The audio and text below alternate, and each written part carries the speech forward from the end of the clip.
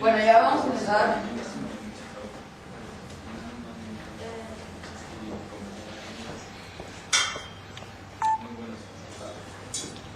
¿Ya? Bueno, bienvenidos de vuelta. Bienvenidos. No va a tardar mucho. Otra vez tenemos a Dr. Perichik, que nos acompaña desde la Universidad de Nueva York.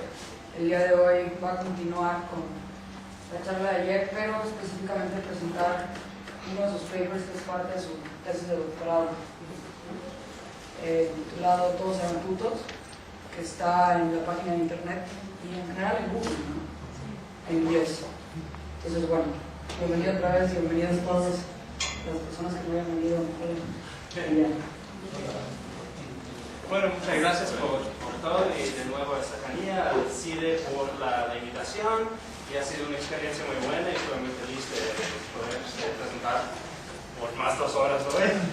Y bueno, lo que voy a hacer hoy es, como dijo Estefanía, voy a presentar una parte de un capítulo del libro que va a salir en unos como 2 o 3 años, que es una como revisión de mi tesis de doctorado. Y voy a hablar un poco más también del libro o del proyecto en su totalidad, que tiene que ver, como dije ayer, con los pecados contra la natura. Y después les voy a contar unas, más como historias de varios casos, pero de una forma un poco más, digamos, macrohistórico.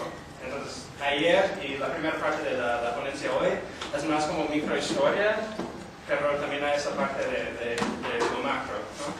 Entonces, bueno, quiero empezar con que anoche en el coche me preguntó Estefanía qué quiere decir la palabra nefanda, ¿no? Y porque, bueno, hoy en día no se usa mucho, ¿no? Es que, bueno, pues ya pecamos nefandamente, ¿no?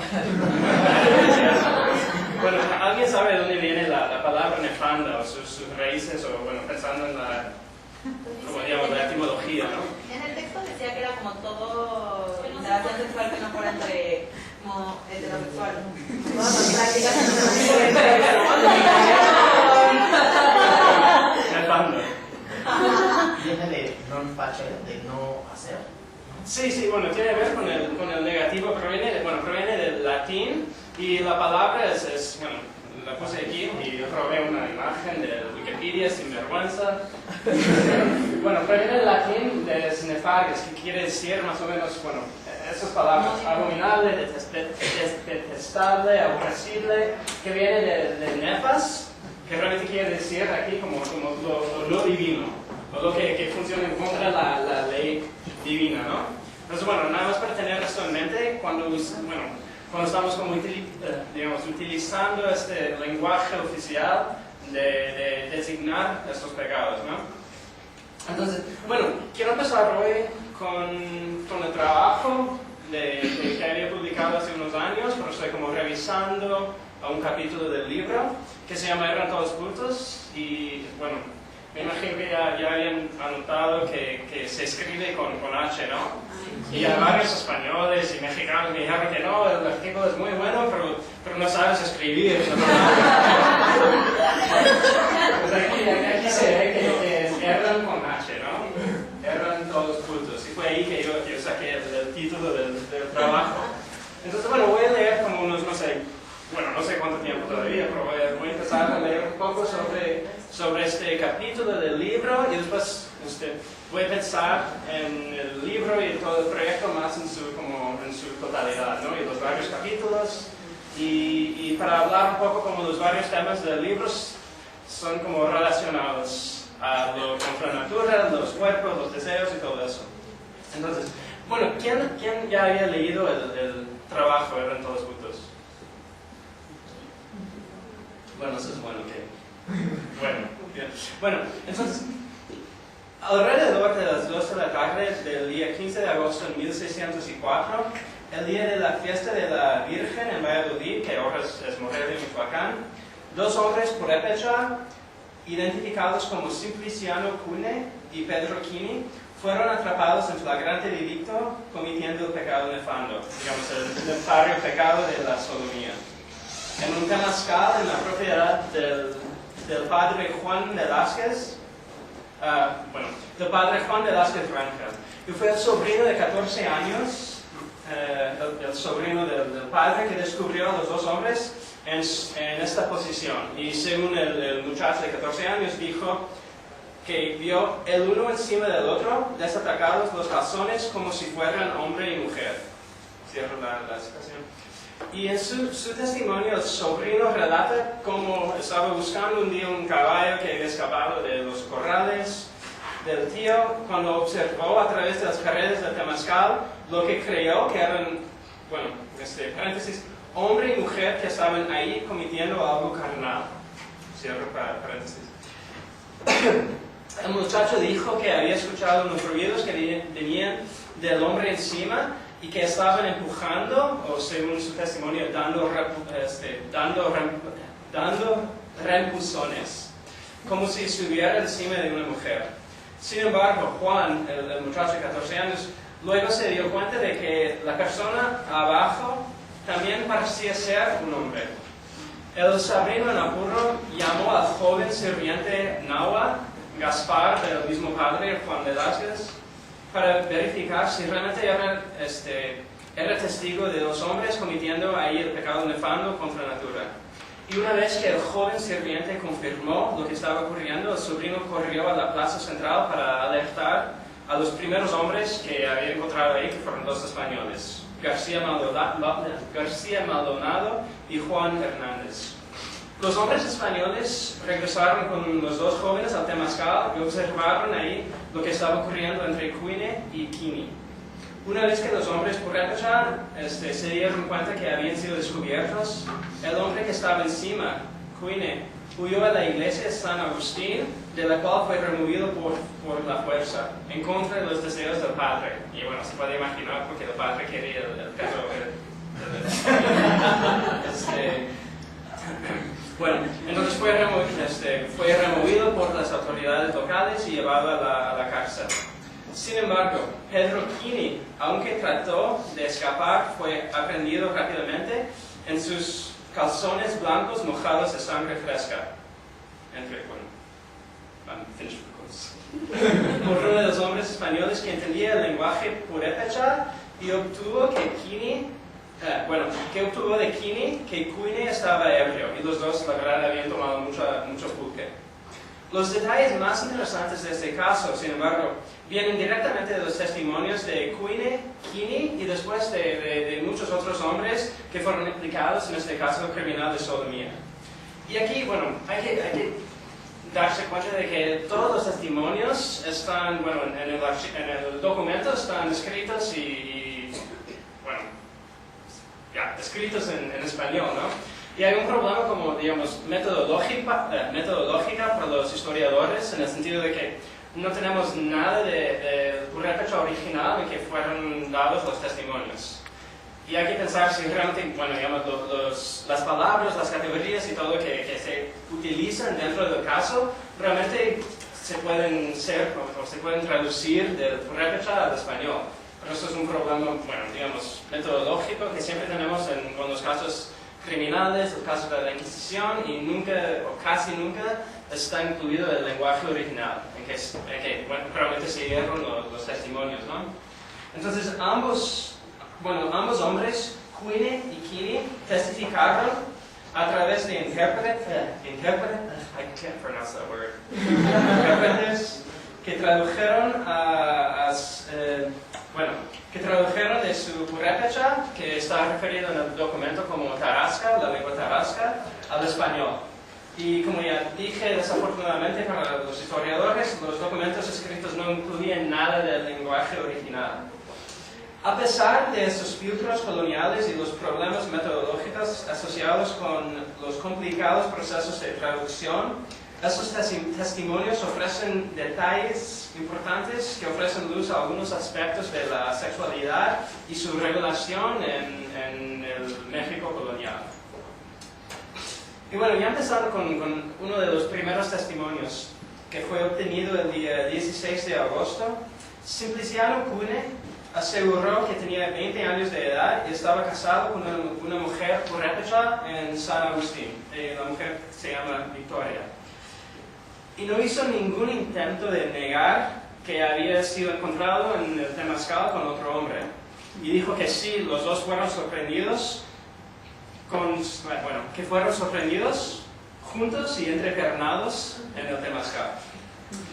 Dijo que aquel día estaba en una casa cerca del convento de San Agustín con algunos amigos purépecha cuando dos negros, bueno, probablemente esclavos africanos o mulatos o sus descendientes, cuando estos dos hombres, a los que no conocía, llegaron a vender vino y pulque a un grupo de hombres purépecha.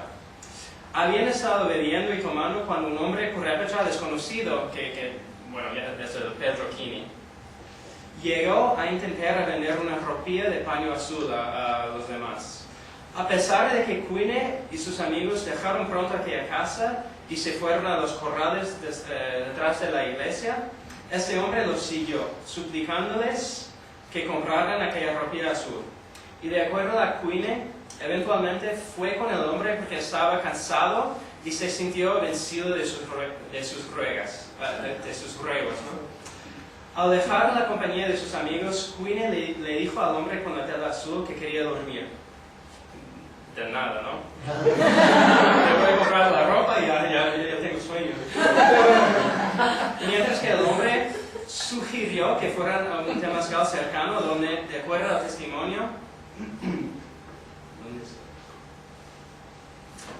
testimonio, ocurrió lo siguiente. Y aquí voy a poner Bueno, antes de leer el testimonio, quiero hablar un poco del espacio del temazcal, ¿no? Que es uno de los lugares para los españoles que representa como algún tipo de desorden o algo como caótico en la sociedad colonial. Y siempre, bueno, si te vas al archivo de la nación, siempre hay como tantas como prohibiciones contra los temazcales. Y por ejemplo, en el siglo XVI, había un montón de temazcales alrededor del DF, ¿no?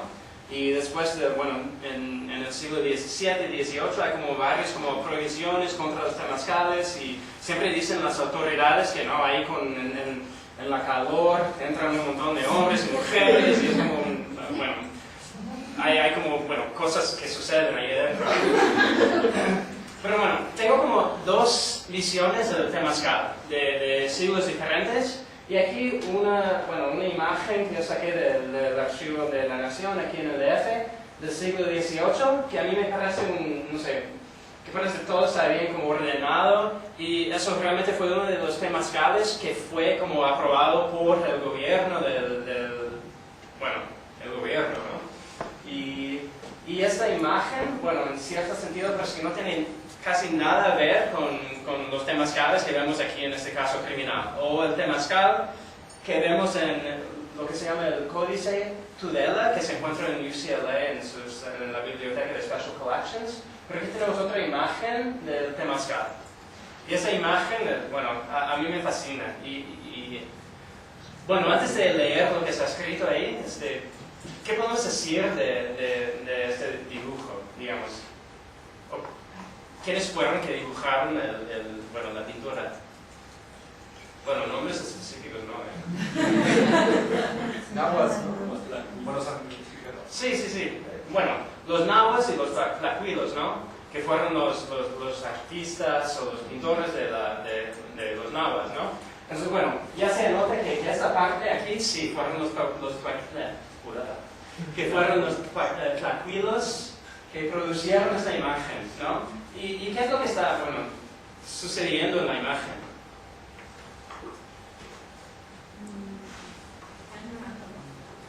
Parece que están llorando, pero Están hablando. ¿Están cantando? no están, sí, están hablando. O están hablando o están cantando. Y eso como es una convención muy común de los códices, ¿no? Estas cositas aquí que parecen como puntos de interrogación, no sé. Volutas se llaman.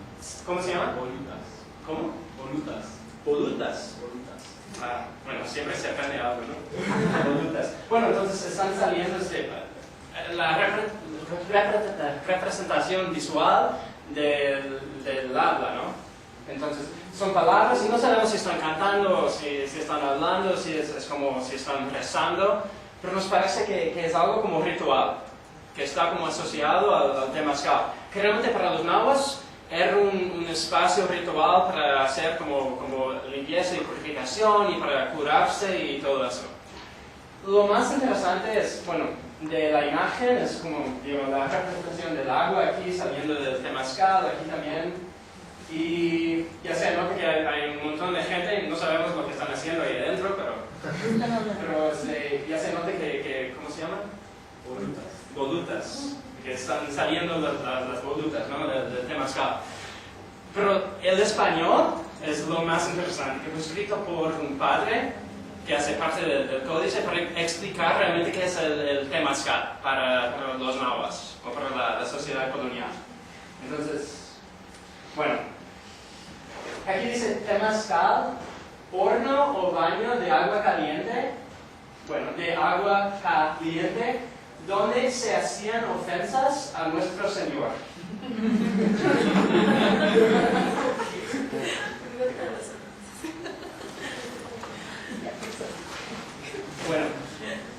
Y por si alguno estaba enfermo, se venía a bañarse en el... Sí. Yo lo leí hace como 15 minutos y ya... sí, no tenemos calma. Y ahí, adentro, ya... Es que no se puede leer. Sí.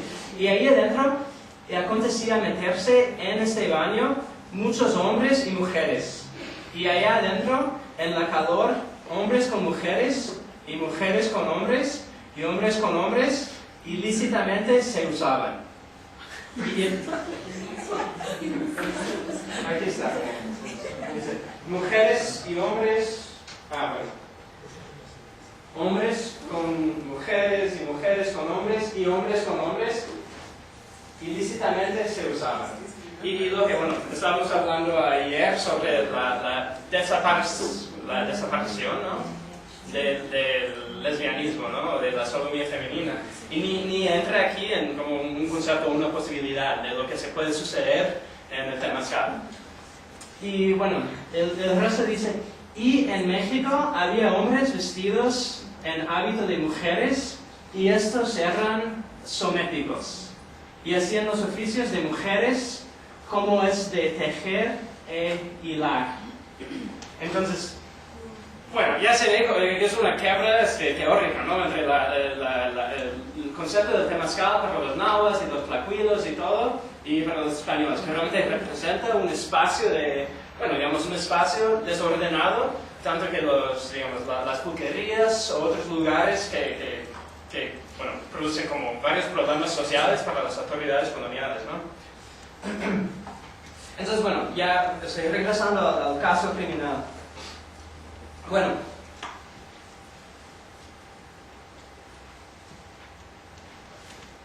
Bueno, en el testimonio de Cuine dice lo siguiente, que se fue al dicho temazcal y este testigo entró de él primero y se le echó al suelo para dormir. Y luego el dicho indio, que era preso, Pedro Quini, que no sabe cómo se llama, se llegó a ese testigo y le comenzó a abrazar y le metió la mano que había puesto en la bragueta. Después de que Quini puso su mano en la bragueta de Cuine, este puso resistencia, mientras que Quini le dijo que él tenía mucho deseo y que le daría la tela azul sin pagar si él continuaba. Al utilizar y bueno, pensando, como platiqué ayer, en el deseo como como una categoría analítica para la historia, ¿no? Al utilizar el deseo sexual como una categoría de análisis histórico, los historiadores quizás logramos entender las razones en las cuales se basaban para tomar algunas decisiones cotidianas. Como es visto en este documento, el deseo sexual puede borrar las fronteras entre el orden y el desorden. Aunque Cuine y Quini estaban casados con mujeres purépecha y los dos están casados, no tenían hijos, el deseo sexual ordenado y potencialmente procreativo que hubiera tomado lugar dentro de los vínculos del matrimonio funcionaba en paralelo con el deseo sexual entre hombres que las autoridades coloniales consideraban en contra de la naturaleza, desordenado y con la necesidad de ser regulado. Era ese deseo que Quini sintió por Cune en el temazcal, que es lo que lo llevó a iniciar el contacto sexual. Cuine eventualmente dijo que no quería más la roquilla azul, pero que ante la persistencia por la parte de Quini, y según su testimonio, dijo que el dicho indio quitó a este confesante la cinta de los calzones y los desatacó, se desatacó ellos suyos, se tendió en el suelo y estando arremangando a este testigo, se echó encima del susodicho y le metió su miembro viril por el sieso. Y teniéndolo dentro como si estuviera con una mujer, cumplió con él y tuvo cópula carnal por esta parte con el dicho indio. Entonces, bueno, los testimonios son muy detallados, ¿no?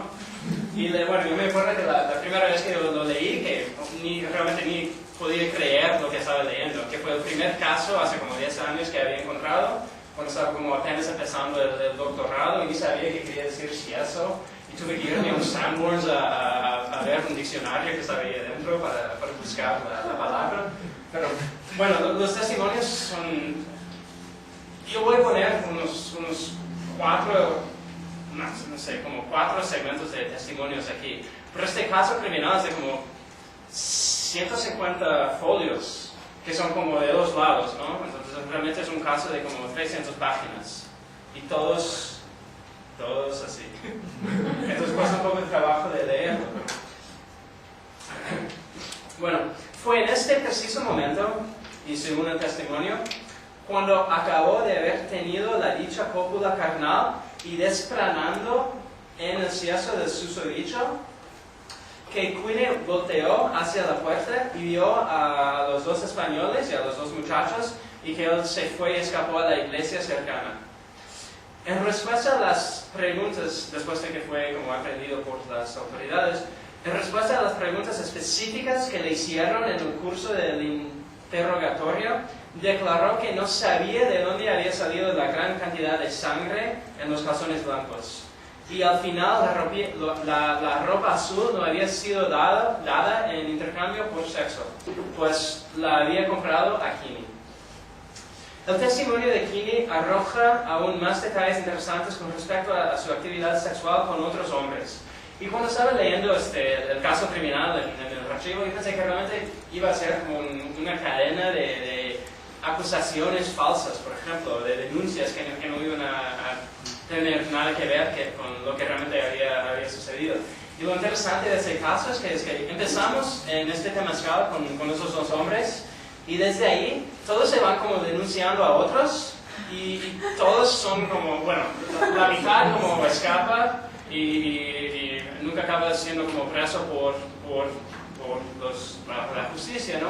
Pero la otra mitad, que sí es presa en la cárcel, empieza a admitir todo, y además se van como compartiendo siempre más detalles y más gente, y se puede realmente reconstruir como una red de sodomía en Valladolid y en los varios pueblos alrededor del lago de Pátzcuaro, ¿no? Eso es lo más interesante de este caso.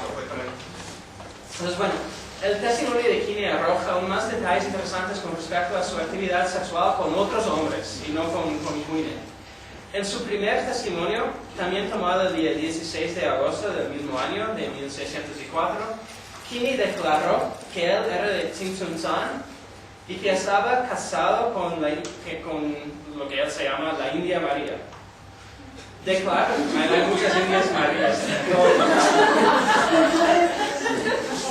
Yo pensé, ¿será que es la misma? Y bueno, nada más para saber, yo no utilizo la palabra indio o india en mi escritura, en mi libro, pero como una categoría legal de la colonia, hay que usarlo en los testimonios, ¿no? Bueno, pues en su segundo testimonio, Kinney dice o declara que no conoce su edad, pero de acuerdo a las autoridades criminales parece tener más o menos unos 25 años. Kinney confirmó que había sido encontrado con otro hombre indígena en el Temazcal, pero que solo habían ido a ocultarse temporalmente porque habían estado tomando pulque y tenían miedo de ser capturados por la justicia. Kinney confirmó que había venido al otro hombre la pieza de mantilla azul por una pequeña suma de dinero, pero negó que había ocurrido algo más de lo que declaró. Cuando se le preguntó si en algún momento besó, abrazó o tocó al otro hombre, Kinney negó las acusaciones, declarando que en el momento estaba ebrio y por lo tanto no recordaba exactamente lo que había hecho. Y eso es muy interesante porque es una estrategia legal, ¿no? Si alguien se puede comprobar que estaba realmente ebrio en el momento que había sucedido tal cosa, van a recibir como un castigo menos severo, ¿no? Menos grave en comparación con, bueno, ya me entienden, ¿no?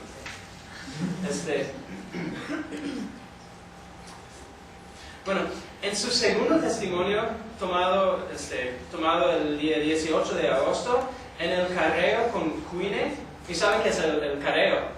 Sí. En el carreo con Queenie, Pedro Kinney cambió su historia de forma dramática. Ahora no solo admitió los eventos del Temazcal, pero además admitió que había cometido el pecado nefando con numerosos hombres, llamados y declarados por él putos, en y alrededor de la ciudad de Valladolid. Esto era simplemente el comienzo de un juicio criminal que comenzó a investigar una posible red de hombres acostumbrados a cometer el pecado nefando en la ciudad de Valladolid y en los pueblos que rodean el lago de Pátzcuaro. Y bueno, la verdad es que el trabajo es de como 30 páginas, no voy a leer todo eso, pero más unas páginas. Pero en total, en 1604, 13 hombres fueron implicados en lo que comenzó con una investigación, y la verdad es que hay mucho más hombres que son implicados, pero las autoridades no pueden encontrarlos, por ejemplo. Entonces, bueno, son 13 hombres que fueron implicados en lo que comenzó como una investigación criminal de esos 2 hombres en Temazcal. Esta red de acusaciones de sodomía comenzó con la segunda confesión de Pedrochini el 18 de agosto, en la que no solo aceptó haber tenido relaciones sexuales con Queenie unos días antes en el Temazcal, sino que también inculpó al sirviente indígena de un hombre llamado Andrés Guesorre, que se llama Joaquín Sisiqui. Cuando se le preguntó por qué estaba dando información sobre los otros putos que conocía, Pedrochini respondió que ya que Dios ha querido declarar y descubrir la verdad. Entonces fue por eso que dijo que está como confesando todo. Declaró que los dos, y ahora está hablando del hombre Sisiqui, que es el sirviente de ese español.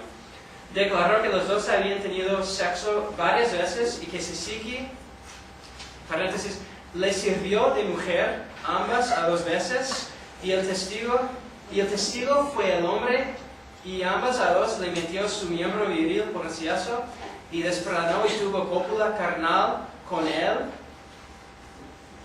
Sí, está aquí. Bueno, le sirvió de mujer ambas a 2 veces, y el testigo fue el hombre, y ambas a 2 le metió su miembro viril por reciazo y desplanó y tuvo cópula carnal con él, y que cuando cometió el pecado con él, siempre presumió que el dicho Joaquín era acostumbrado a cometer este pecado. Quini entonces declaró que la primera ocasión que había cometido el pecado nefando con otro hombre fue unos 4 años antes, con Sisiqui, y que tomó lugar en la compañía de otros 2 hombres indígenas. Uno era ya difunto, un cocinero llamado Marcos, y un tesorero, y un pintor de Uruapan que se llamaba Miguel, que era de buen cuerpo y buen parecer, según él.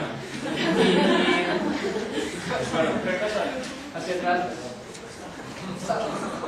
Y aquí es el mismo, bueno, el testimonio exacto de que estoy sacando estas citaciones, por ejemplo.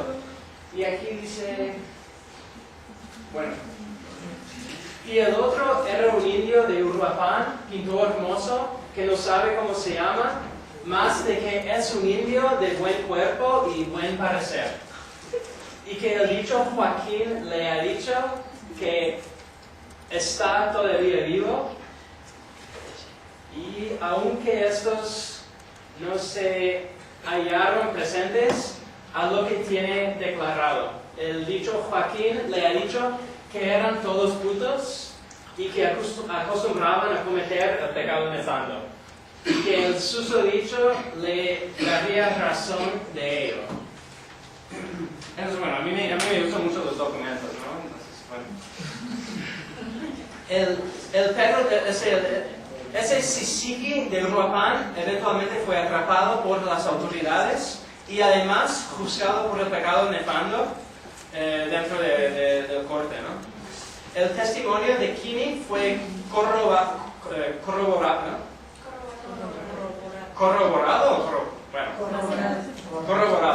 con la confesión de Sisiqui, en la cual admitió haber tenido sexo y haber sido penetrado por Quini varias veces.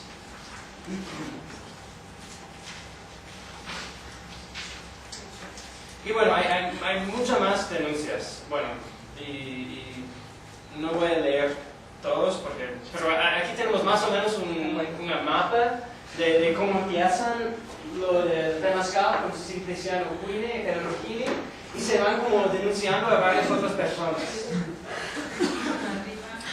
Arriba, abajo, es lo que siempre dicen, porque siempre están preguntados por las autoridades. Y lo que vemos aquí es el problema de ¿qué es lo interesante? Bueno. No, pues fue muy complicado hacer Bueno, empezando con Quini y Quini, ya está como involucrado lo de Sisiqui, Y después Kini se va como acusando a mucha otra gente de la sodomía, ¿no? Y nada más voy a leer una de los testimonios más interesantes del caso. En la que parece ser una de las denuncias más interesantes, Kini acusó a Francisco Conduí, que estamos aquí. Bueno, aquí. Conduí, bueno, estaba muy ocupado, ¿no? Bueno, Kini acusó a Francisco Conduí, un panadero soltero en sus años 30, de Tzintzuntzan, de ser un puto, según su testimonio, y posiblemente de ser un prostituto también. Y según Kini, fue en la casa de Conduí, junto a la iglesia de Tzintzuntzan, cuando algunos años antes, Kini se enterró por primera vez en cometer el pecado nefando. Kini declaró que sabía que Conduí es puto y que ha cometido pecado nefando y el antiguo y en el oficio de cometerlo, porque se lo ha visto cometer, puede haber 3 años y le pidió muchas veces servir de mujer. En su casa lo tenía por costumbre que se lo hiciese y de ahí aprendió este testigo a cometer el pecado nefando. Kini, solamente más tarde en su testimonio, también hizo una referencia muy vaga y muy interesante. Y dijo que el otro indio, y está hablando de una otra persona que está hablando por una parte de un hombre que dice que vive con un hombre que se llama Ticata, y que hay un otro hombre que servía de mujer. Entonces, bueno, esta referencia vaga que digo, Kini dijo que, el otro indio le servía al dicho Francisco Conduí como si fuese su mujer. Y bueno, hay unas diferencias de semántica aquí, muy interesante.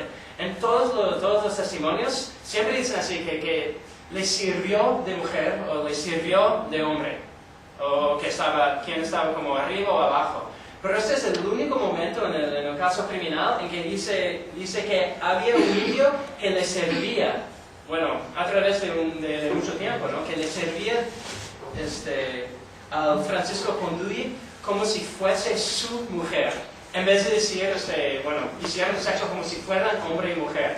Entonces, dado como Kini lo describió, esto quizás signifique que había un hombre biológico que vivía y servía como mujer en los términos de vestido, de tareas tradicionales, de sexo por un periodo largo. Hay eso que ya dije, pero hay una diferencia muy grande semántica entre los tiempos verbales que Kini usó para describir a ese hombre que servía a largo plazo y lo habitual, como si fuera una mujer por un largo periodo, y como dijo él, servía como si fuese su mujer. El testimonio de Kini fue hecho hablando por réplica español, y aquí realmente no se sabe o no sabemos si Kini en su testimonio hizo la misma distinción que vemos ahora en el caso, ¿no? Pero lo fascinante de este testimonio es que Kini vio a Conduí servir varias veces como mujer en el acto de sodomía, mientras que al mismo tiempo Conduí tenía a este hombre indígena que le servía como si fuese su mujer. Entonces, para los españoles hay un modelo muy fácil para entender todo, ¿no? Es 2 hombres haciendo sexo, uno como hombre y otro como mujer. Pero lo que realmente vemos es que los géneros y la mezcla de posiciones, de sexualidad, de deseo, es mucho más complejo que lo que vemos en este modelo, ¿no? Aún más interesante resulta el hecho de que el hogar de Conduí servía como un lugar de encuentro para hombres buscando actividad sexual con otros hombres, y posiblemente, y se sabe esto en el caso, como un lugar para prostitución entre hombres. Es que, como Kini relata, 3 años antes, las autoridades locales de Tzintzuntzan hayan tratado de encarcelar a Conduí por supuestamente haber cometido pecado nefando con otros hombres. Las autoridades en este caso nunca lo consiguieron y Conduí se huyó de la ciudad. Pero unos años después, no sé dónde estoy. Bueno, afortunadamente para Conduí en 1604, probablemente después de saber que Kini había sido preso por el pecado nefando también, se huyó de la ciudad otra vez. Del hecho que la casa de Conduí sirviera como un lugar de encuentro para otros hombres que buscaban sexo con hombres, surgen numerosas preguntas sin respuesta acerca de la privacidad de los niveles locales de la tolerancia. Y esto es lo que dice un poco Kruzinski, ¿no? Y por ejemplo, aquí tenemos unas preguntas, hay muchísimas más, pero ¿cómo fue que Conduí escondió tales actividades de sus vecinos? ¿O realmente fue que escondió esas actividades de sus vecinos? ¿Fue posible que los vecinos supieran algo acerca de los hombres que tenían sexo en su casa, acerca del hombre llamado Ticata que vivía con él, o acerca del hombre indígena sin nombre que durante este largo periodo de tiempo servía como si fuese su mujer? ¿Cómo fue que las autoridades legales en Tzintzuntzan antes de 1604 se hayan enterado de las actividades sodomíticas de Conduí? En términos de los niveles locales de tolerancia, quizás debemos contemplar cómo fue que Kini pudo esconder sus proclividades, y Conduí también, sodomíticas de sus esposas, o si en efecto realmente las ocultó, porque no sabemos. Y bueno, al final no tenemos respuestas a estas preguntas, pero lo que vemos es que los varios intentos de las autoridades para localizar a Conduí fallaron, y Conduí realmente desaparece de los archivos históricos aquí. Bueno, entonces, como ya dije, uno de los problemas mayores de este tipo de documentación y de examinar las vidas íntimas de los individuos es la forma en que el lenguaje formulado que se utiliza en los juicios criminales esconde las realidades de los conceptos populares sobre el erotismo y la sexualidad. Esto es obviamente cierto para algunos casos en el México colonial, y desafortunadamente, como ya había dicho, mucho del lenguaje original se desaparece completamente y no sabemos cuáles fueron las situaciones reales, por ejemplo. Es altamente improbable, por ejemplo, que el sobrino de 14 años del padre Rangel, que encontró a Kini y Kuni en el Temazcal, o el aún más joven sirviente indígena Gaspar, pueden haber descrito lo que vieron como el pecado nefando contra natura, que es lo que siempre dice, según sus testimonios están diciendo eso, ¿no? Otros términos, incluyendo sodomía, acceso carnal, cópula y el abominable delito, son recurrentes en el discurso oficial y claramente tienen una relación con las categorías teológicas y los conceptos de sodomía descritos en las leyes españolas y las leyes eclesiásticas también. A pesar de que todos esos términos fueron construidos a través del discurso colonial, resulta difícil decir cuáles pueden haber sido usados por los testigos y los acusados, y cuáles fueron impuestos por los jueces, por los abogados, por los escribanos, los notarios, y pero lo que vimos aquí, aquí,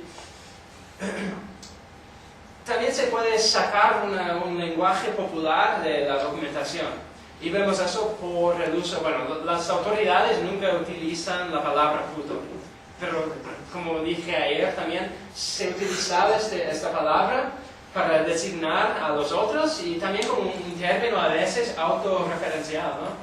Y lo de las posiciones también, los españoles siempre dicen como si fueran hombre y mujer, y hay como una estabilidad impresionante en los documentos, que todos están diciendo la misma cosa, que los encontramos como si fueran hombre y mujer, o en la posición de hombre y de mujer.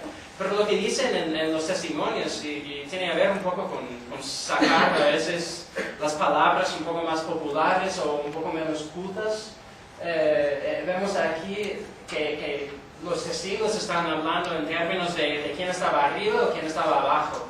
Y eso no tiene nada a ver con la masculinidad, con la feminidad, con género o con actividad o pasividad. Y eso es lo más interesante en el caso también. Y bueno, quiero leer una parte, pero no sé dónde está, pero bueno, nada más les voy a decir que en este caso... Sí. Perdón, no, por una aclaración. Cuando hablaban de arriba y abajo, también tiene que ver con dando la espalda o no. Es que, por ejemplo, ahorita en México, una diputada, no me acuerdo de dónde, que tal cual utilizó la expresión: el matrimonio solo debe ser para las personas que se ven, que tienen sexo viéndose a la cara. Entonces, ¿no supieron? Sí. Entonces, o sea, nomás me interesa también tanto detalle por esta idea de que los hombres, por ejemplo, no solo uno está arriba y abajo, sino que se están dando la espalda y pues tampoco necesariamente, ¿no? Sí, sí, sí. Aquí como estaban, de Sí, todo. sí, bueno, quería que hubiera como fotografías de la época, ¿no? Pero la verdad es que no sabemos. Ah. Es que no tenemos descripciones más detalladas que esto. Entonces, no se sabe. Realmente no se sabe cómo eran las posiciones sexuales. Sí. Tengo una pregunta. Titulas el artículo "eran todos putos", pero, por ejemplo, en el testimonio que veíamos ayer de Agustina Ruiz, cuando tiene como estas visiones de Jesucristo, se refiere a ella como "yo soy tu puto". ¿Cuál es la diferencia o por qué hablas de que el término puede ser autorreferencial incluso en una relación heterosexual? ¿Cuál es la importancia que se utilice el término en estos testimonios judiciales? Sí, bueno, pues el significado de palabra se cambia, ¿no? Entonces, puto, por ejemplo, en el caso de Agustín Ruiz, ya que está hablando de ser como su rufián, y hay como que parece como un alcahuete, ¿no? Como un pimp. No sé cómo se dice pimp en español.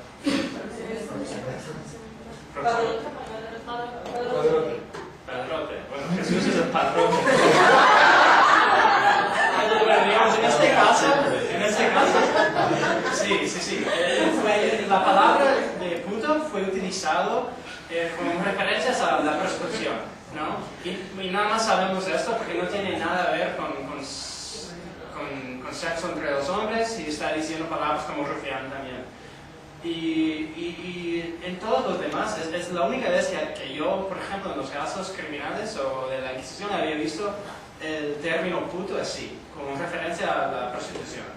Y siempre, bueno, en los demás, puto no tiene ninguna connotación que tenga que ver con prostitución. Entonces, es lo que vemos en este caso y en los demás, los casos de sodomía, siempre surge, bueno, siempre no, pero muchas veces surge la palabra puta, y hasta lo podemos buscar también en los diccionarios coloniales, que yo había investigado diccionarios de la Real Academia del siglo XVIII, XVI, bueno, XVIII, XVII, y lo que dice sobre puto en 1700, por ejemplo, es un término que se usa para referirse a un hombre que está acostumbrado a cometer el pecado del vándalo. Es exactamente lo que dice. Pero antes tenía como esta connotación de prostitución también. ¿Otras? En esta distinción de quién actúa como hombre y quién como mujer, ¿hay alguna como valorización de que algo sea peor que lo otro, o los dos están teniendo cambios ya? Sí. No, es una buena pregunta, y que me preguntó Estefanía hace como una hora. No, pero no estábamos aquí.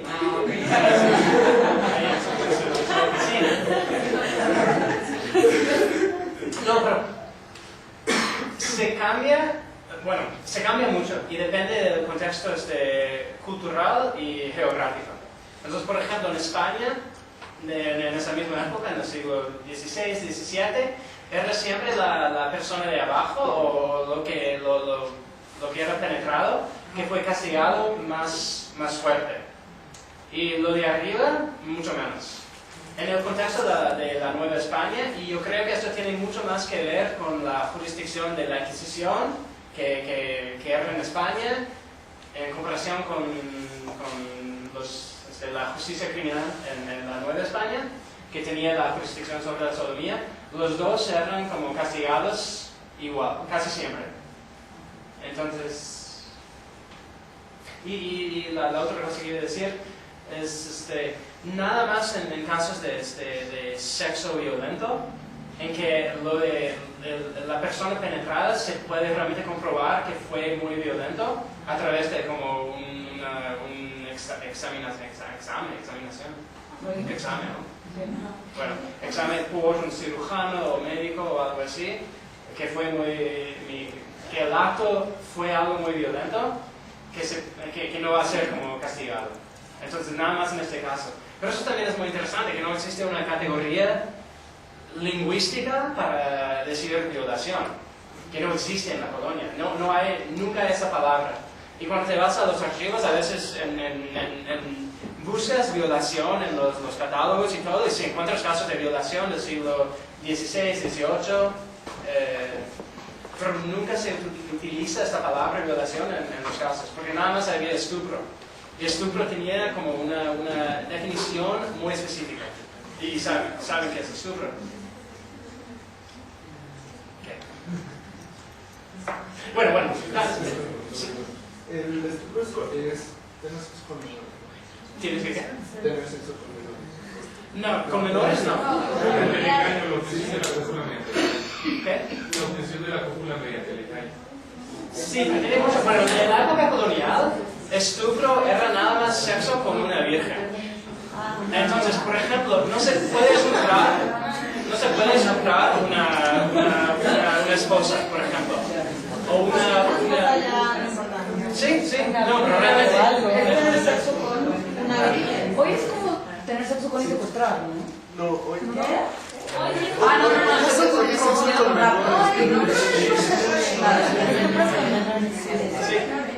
¿Vale?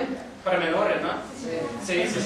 Sí, pero es por eso que las... Bueno, eso también si dejaban de servir, se casaban a los de que 11. La categoría menor no servía para nada. Sí. Sí. Hoy en día, pero el término y su significado se ha cambiado mucho en los últimos como 4 siglos, ¿no? Entonces... Con engaños se les configura si se casan. ¿Qué pasa? Con engaños, actualmente tiene que ser entre menores, pero con engaños el delito se desconfigura. Sí.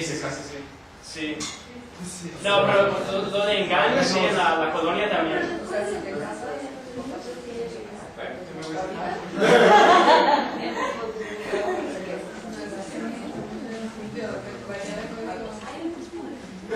Bueno, ya continuamos con el debate sobre la terminología al rato, pero nada más quiero decir que no existe una categoría lingüística ni cultural para la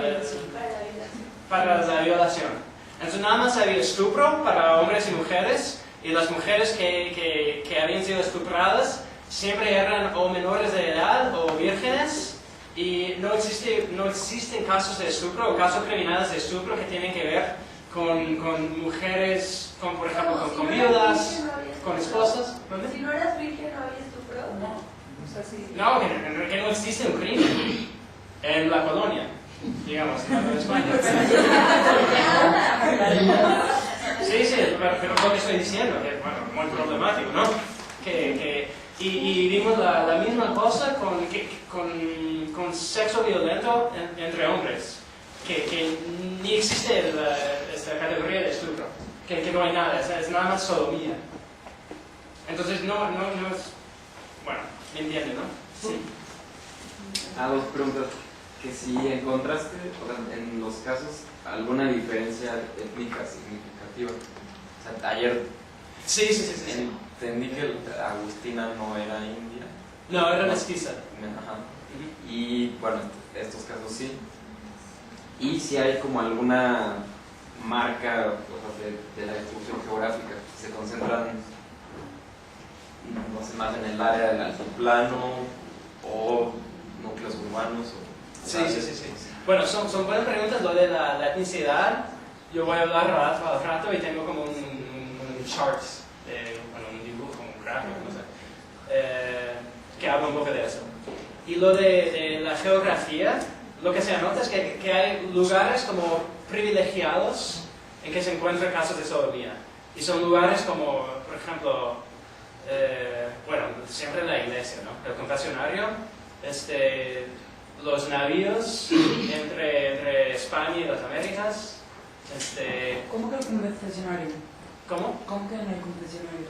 Porque los padres, Ah, ok. sí, que son culpados de solicitación o de sodomía, que puedo platicar mucho más sobre eso también si les interesa, que es impresionante lo que hacen con los padres sodomitas en comparación con lo que hacen con la gente popular, ¿cómo se dice? Like secular, laypersons. Sí, lay. Entonces, pero sí, la cuestión también bueno, es lo que dice Gruzinski aquí, ¿no? Bueno, yo nada más puse como unas frases aquí de Gruzinski, pero según el trabajo de Gruzinski, el pecado nefando o sodomía es básicamente un fenómeno urbano, ¿no? Y sí, hay mucho más casos de sodomía en los espacios urbanos y en las ciudades y alrededor de la Ciudad de México, pero sí se encuentran también muchos casos de sodomía en espacios rurales, pero es que no están como archivados aquí en el DF. Entonces, por eso que casi nadie había escrito sobre esos casos. Entonces, si te vas, por ejemplo, a los archivos judiciales de Monterrey, de Morelia, de Colima, encuentras muchos casos de sodomía y mucho más casos de bestialidad que habían sucedido en espacios rurales, ¿no? Sí. Es que quería preguntarte, en Oaxaca hay una región que se llama el Istmo de Tehuantepec. Sí. Ahí hay, bueno, desde antes de la época colonial existen los mushes. Ajá. Entonces, bueno, dentro de la sociedad pues están tienen una posición muy bien aceptada. Entonces yo quería preguntarte si, ya cuando se instaló la colonia y con la Inquisición, ¿cómo fue que manejaron esa situación? Porque es algo que existe desde antes de la conquista y que ha permanecido, actualmente es algo muy normal y muy aceptado. Sí. Y bueno, es una buena pregunta, pero una pregunta muy difícil de responder, porque no hay bueno, en los años que llevo investigando estos casos, hay algunas referencias a hombres amujerados, pero hasta ahora no he visto ningún caso criminal o caso de la Inquisición que tiene que ver con un hombre indígena amujerado, sin ser el caso de Conduy, y es ese hombre que le servía como si fuera su mujer. Entonces, por ejemplo, si me quedé muchas semanas en los archivos históricos en Oaxaca y hay como 5 casos de sodomía por toda la colonia. Y no sabemos por qué tan pocos casos. A lo mejor que, no sé, que casos fueron como perdidos o destruidos, no sé. Pero realmente no hay documentación sobre bueno, según lo que yo sepa, no hay mucha documentación sobre los mushes en la época colonial. Lo que sí tenemos son las crónicas, las narrativas de personas como Bernaldíes del Castillo, Cortés, y varios otros como conquistadores, exploradores, que sí siempre hablaban sobre este fenómeno, ¿no? Pero en casos criminales casi no hay nada. Y realmente no sabemos por qué, es como un vacío documental y un vacío metodológico también. Entonces, bueno, yo ando buscando, pero no he encontrado nada. Sí. Un poco siguiendo con la pregunta de, por ejemplo, la geografía, ¿qué pasaba con el sexo entre hombres interétnicos, por ejemplo? O sea, ¿era más penalizado que un mestizo tuviera sexo con un indio o con un criollo? O sea, ¿cómo era entre las que eran en esa época casas? En las casas. Sí. No era más penalizado. Okay. Bueno, de ninguna forma. Pero lo que sí se ve es que los españoles, y más los españoles con dinero, que tenían como recursos para salvarse, recibieron castigos menos graves que los demás. Entonces hay casos, por ejemplo, hay un caso muy famoso del virreinato de Perú, de un hombre español que hacía sexo con muchísima gente y no sé, como 3 de sus amantes, que son todos hombres y hombres de etnicidades diferentes, son mulatos, son mestizos, todos son ejecutados por el fuego.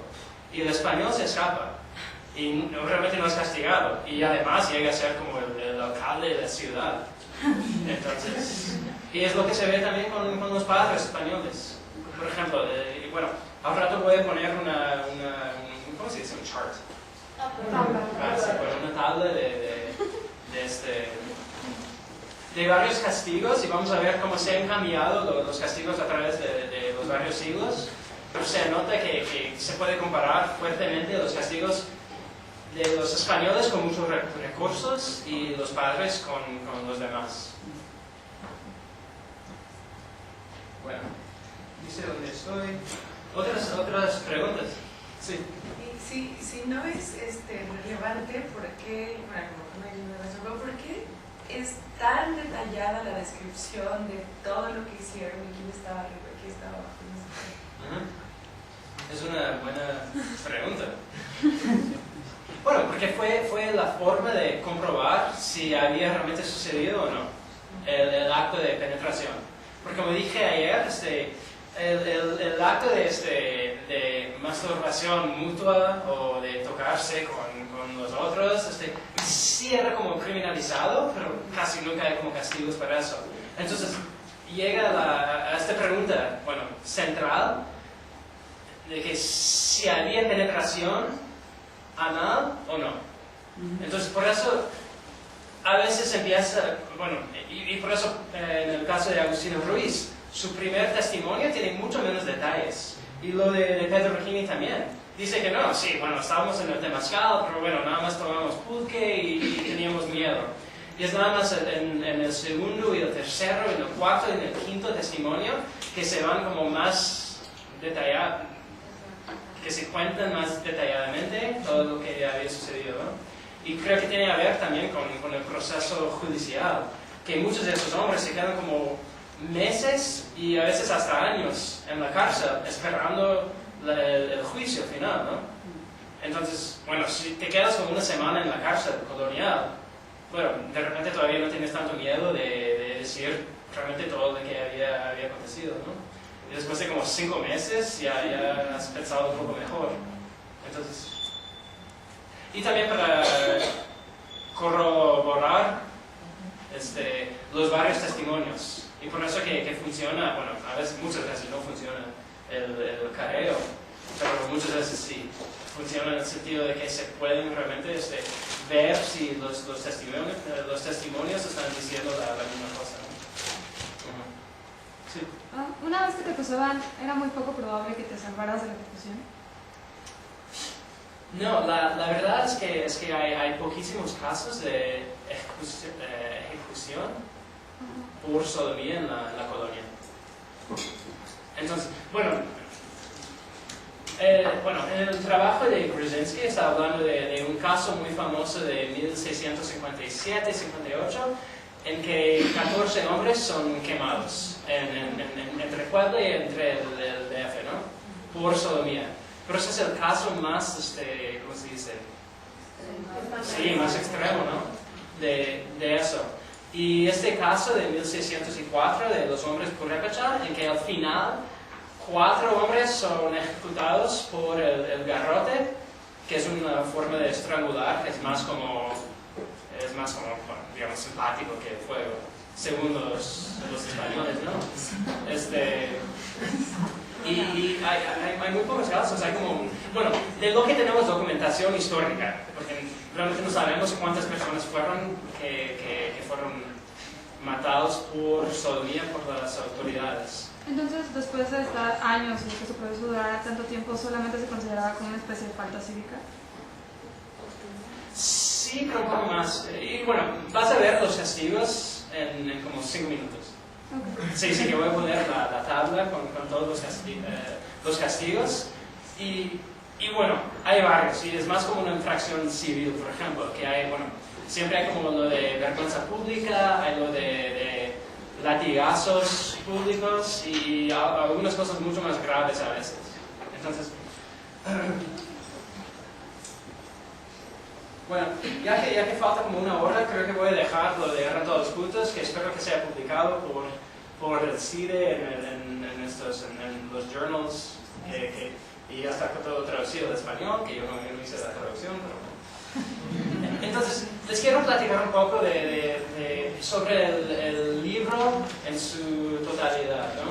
Y los varios capítulos y los temas de los capítulos. Y poniendo unas tablas con varios dados, ¿no?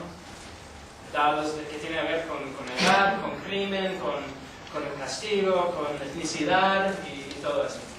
Entonces, bueno, ese es un nombre, creo que el nombre del libro no va a ser así, pero más o menos para que tengan una idea del libro, ¿no? Entonces, dije ayer por qué no hay todavía un libro sobre los pecados contra la natura en la Nueva España. Y es porque los casos criminales están como dispersos por todo este territorio. Entonces, bueno, el libro se trata de los pecados contra la natura en la Nueva España. Y aquí que mostré ayer, pero son los archivos en que yo, bueno, afortunadamente encontré documentación. Se ve como los estados de Puebla, Oaxaca, Querétaro, Hidalgo, Aguascalientes, San Luis Potosí, Tlaxcala, Michoacán, Colima. Y bueno, la idea, como dije ayer, yo quería escribir una historia, ya hace como 10 años cuando empecé la investigación, quería escribir la historia de la homosexualidad o del homoeroticismo en la Nueva España. Y poco a poco me fui como yendo a los archivos y bueno, sí, hay muchos casos de sodomía, muchos casos de pecado nefando, pero casi siempre, más de la mitad de las veces que yo vi en los catálogos del archivo o los libros, o no sé, un caso contra no sé quién por pecado nefando, yo pensé, lo bueno es que encontré otro caso de sodomía. Y más de la mitad de las veces cuando me fui al caso criminal, yo vi que era realmente un caso de sexo entre un hombre y un animal, que eran casos de bestialidad que fueron como registrados como casos de pecado nefando. Porque el pecado nefando y la sodomía tienen como definiciones muy, digamos, abragantes, ¿no? ¿Es that even a word? No. Ambiguo no. Amplios, sí. A veces me voy como inventando. Sí. Entonces, bueno, el primer capítulo que en inglés suena mucho más como sexy que en español, digamos, Archiving the Unnatural. Y lo que me interesa en este capítulo es pensar teóricamente en cómo los cuerpos y los deseos han sido archivados. Y pensar también un poco en cómo, bueno, por ejemplo, lo que tenemos en este caso de sodomía de Pedro Chini y Simpliciano Puine, tenemos nada más como una visión tan singular de unos momentos en sus vidas. Entonces, por ejemplo, si nos vamos a lo que dice Grusninsky, hay como una idealización o una romantización a veces, y eso que se ve muy claramente en los libros y los trabajos de Luis Mott de ayer, del Grupo de Bahía, y un poco menos, pero también en el trabajo de Serge Grusninsky, ¿no? Que dice, entre los muchos marginados de la sociedad novohispana, algunos ocupan un lugar singular, pues el silencio sigue encubriendo su existencia, su vivencia. Aquellos hombres que deseaban y amaban a los de su propio sexo, esos hombres no hacían más que ser ellos mismos. Entonces yo me quedo aquí pensando que es como un esencialismo, ¿no?, de la homosexualidad en la colonia, que realmente acaba como a veces aborreciendo o borrando, no sé, like erasing. Borrando, ¿no? Borrando borrando la existencia de violencia sexual entre hombres. Por ejemplo, que la mayoría de los casos de sodomía que yo había encontrado no es como sexo consensual entre dos hombres. Casi siempre no, pero como 80% de las veces hay como algún tipo de fuerza coerciva, ¿no? ¿Me entienden? Sí. Bueno, y este...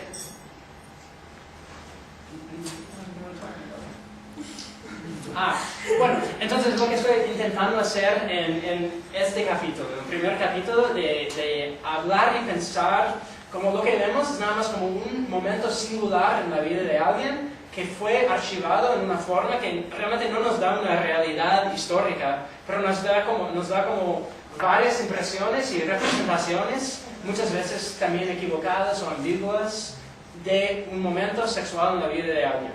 Entonces, por eso que yo me alejo un poco de la noción de la homosexualidad en la colonia, o de la idea de que estos hombres estaban nada más haciendo lo que hacían nada más que ser ellos mismos.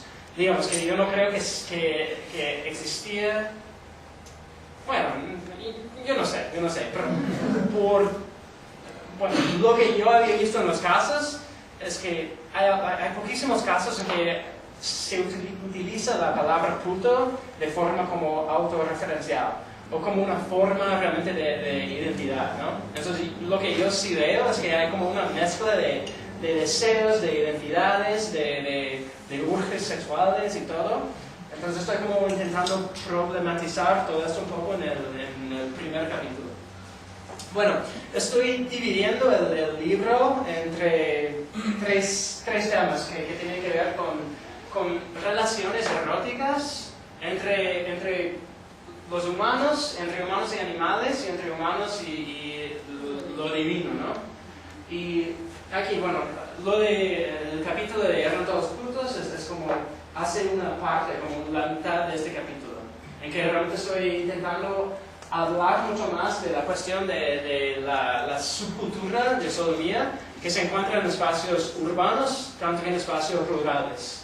Y el tercer capítulo es un capítulo mucho más como macrohistórico, en que estoy enfocándome en cómo la sodomía fue comprobada médicamente. ¿Cuáles eran los signos del cuerpo, o los signos de la religiosidad, o los signos de otras cosas culturales que llevaron a la justicia a distinguir quiénes eran los culpados y los no culpados, ¿no? Lo animal tiene que ver con el fenómeno de bestialidad, que como ya dije, me sorprendió mucho que había muchos más casos de bestialidad en los archivos que que casos de sodomía entre hombres, ¿no? Y casi nada entre mujeres. Pero eso no dice que no encontré muchas mujeres en los archivos, pero que no son como registradas como sodomitas, por ejemplo. Y también tengo una tabla que les voy a mostrar en unos minutos que tiene que ver con esas mujeres. Y lo divino, que es la parte, mi parte preferida del libro, que había encontrado, no sé, unos 60 casos, 50-60 casos de solicitación. Y hay miles de casos de solicitación, pero la mayoría entre padres y mujeres. ¿Cómo se dice? Feligreses, ¿no? Feligreses, ¿no? Pero bueno, después de revisar los archivos de la Inquisición, encontré unos 50-60 casos de solicitación de padres, o digamos, no digo en el libro bisexual, pero de padres bisexuales más o menos, que solicitaron a hombres y a mujeres en el espacio del confesionario, y muchos hombres, muchos padres sodomitas. Y siempre tiene que ver mucho con esta cuestión de estafanía, con relaciones de poder, ¿no? Y casi siempre lo que se ve es que son las víctimas de la solicitación, siempre o casi siempre son jóvenes, la mayoría de las veces no son españoles, son personas que los padres piensan que sus testimonios no van a ser como realmente creíbles, ¿no? Entonces, y lo impresionante es ver cómo la iglesia trata a estos padres. Y bueno, un caso en particular del siglo XVII, por ejemplo, hay un padre que habla náhuatl, purépecha y otomí, y bueno, claro, español. Entonces, como dije ayer, había una gran necesidad de padres que hablaban varias lenguas indígenas en la colonia, ¿no? Para el proyecto de la conversión, la cristianización y todo. Este padre en particular, bueno, vive unos 3-4 años en Oaxaca. Bueno, Oaxaca no, Michoacán. Y está como confesando a mucha gente que habla purépecha y todo. Y en varios pueblos llegan como múltiples denuncias contra él por solicitación. Solicitación de hombres, bueno, de muchachos y de muchachas. Y la iglesia, hay como, no sé, 15 o 20 denuncias de 2 o 3 pueblos.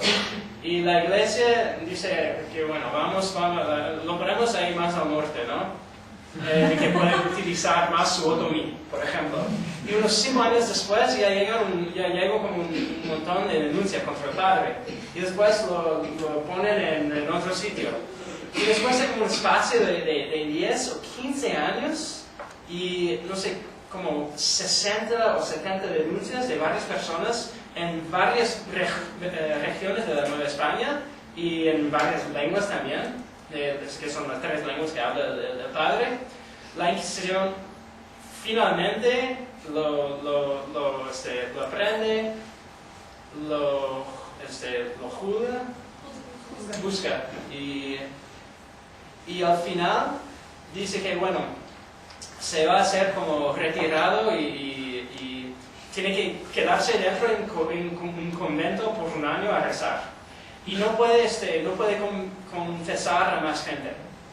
Entonces, bueno, es un castigo, que no puede confesar a más gente, todavía puede seguir como padre.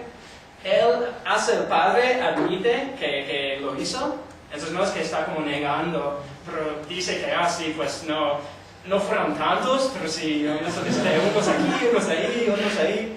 Pero lo más interesante de este caso, y a través de este caso se puede ver muy bien la mentalidad de la iglesia frente a los pecados contra la natura y todo eso, es que, bueno, tiene como 35 o 40 años cuando está juzgado y procesado por la Inquisición.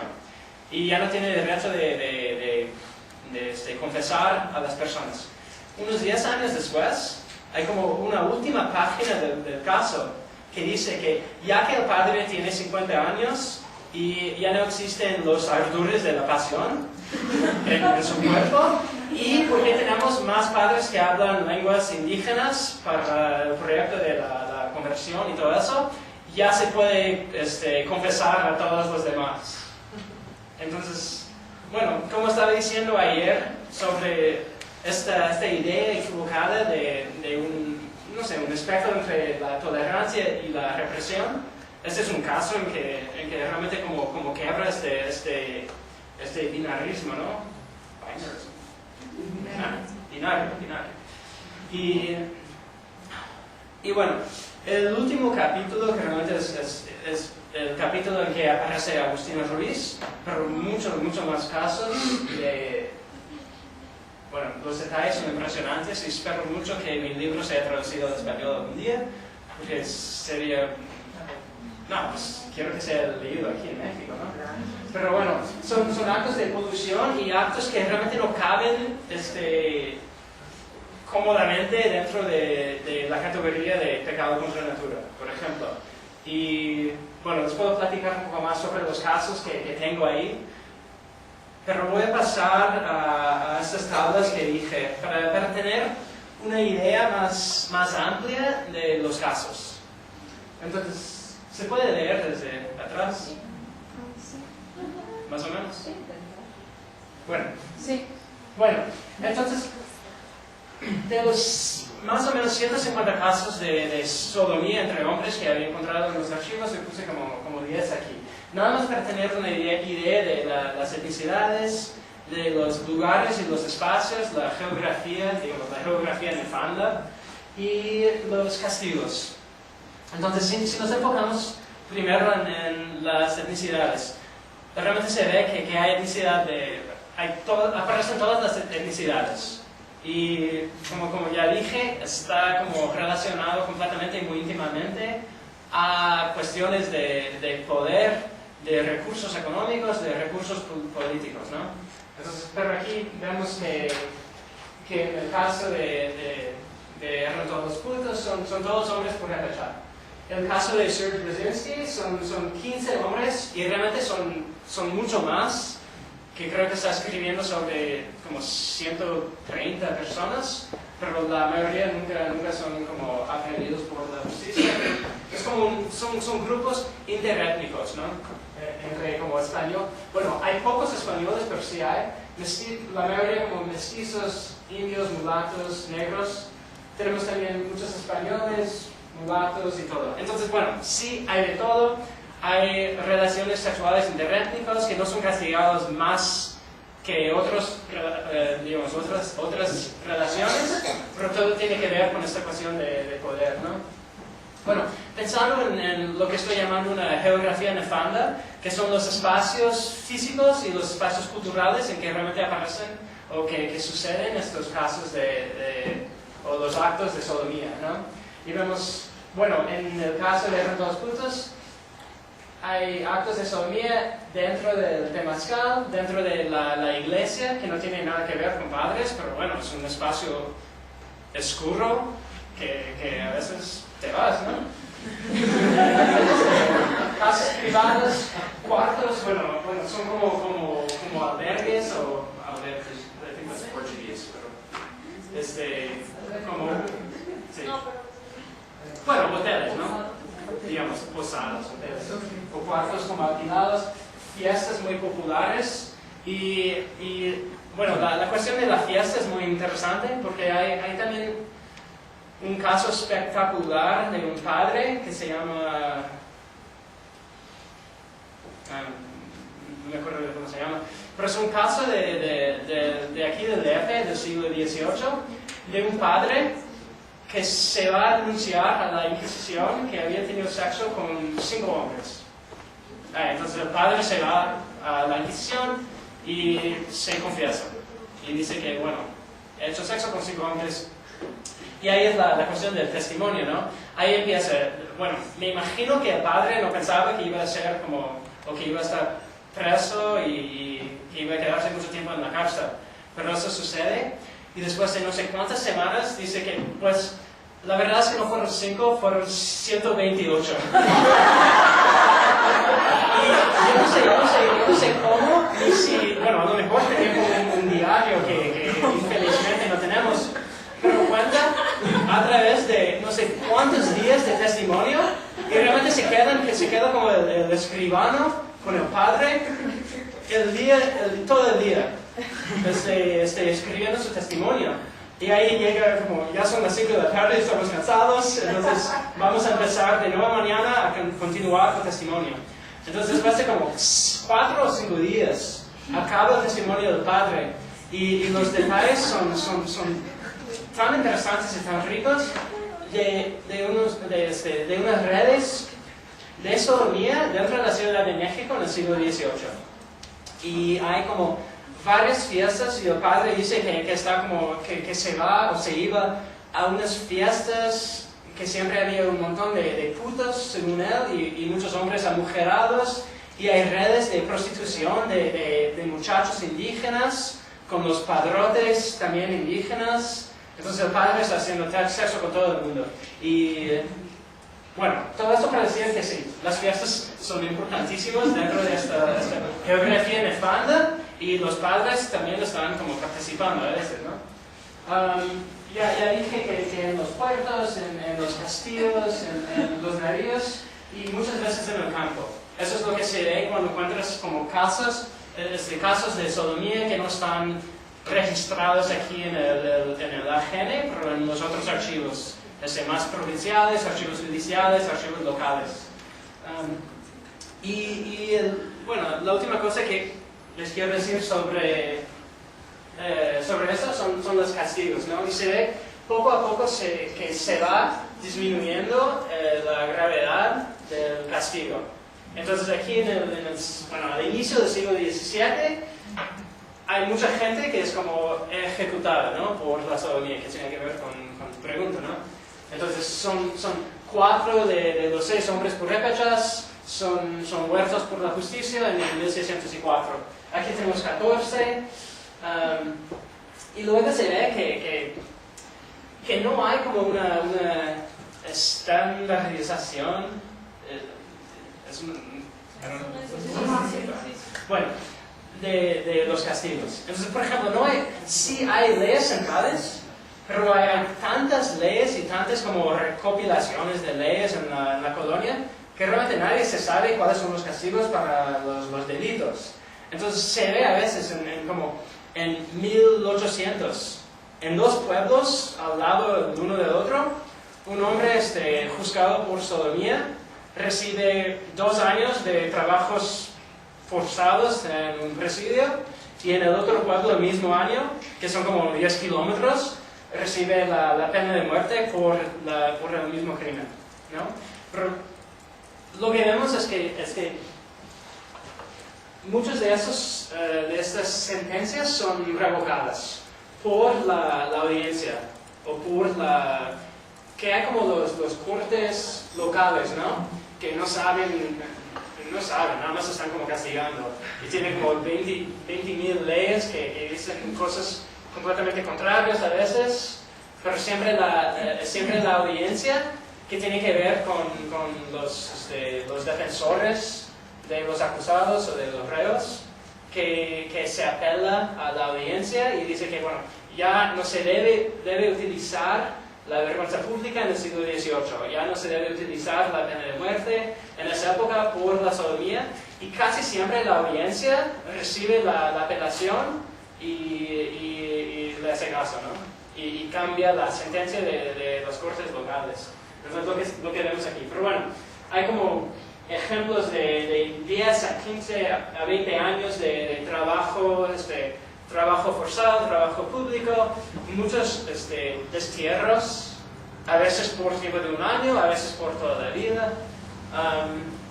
La vergüenza pública, latigazos, y también es otro ejemplo de un defensor del reo que se apeló a la audiencia, que revocó a la sentencia y lo cambiaron, ¿no? Pero bueno, tienen más o menos, es como una muestra de 150 casos para darles una idea del tipo de documentación que existe y de la natura de los castigos, los lugares. Bueno, las mujeres procesadas por varios errores. Y a veces realmente dice eso. Hay como casos de la Inquisición que dice contra Juana Martínez por otros errores, o por la herejía y otros errores. Entonces es muy interesante porque nunca se sabe lo que vas a encontrar dentro de un caso, ¿no? Pero como dije ayer, ya tengo como muchos años buscando casos de sodomía entre mujeres, y hay poquísimos, por las razones que platicamos ayer. Bueno, pensando un poco en las crímenes, ¿no? Hay visiones eróticas, como las de Agustina Ruiz, sexo con padres o con otras mujeres, y eso es un caso, bueno, muy interesante de finales del siglo XVI. El caso de Agustina Ruiz por su masturbación y las visiones eróticas.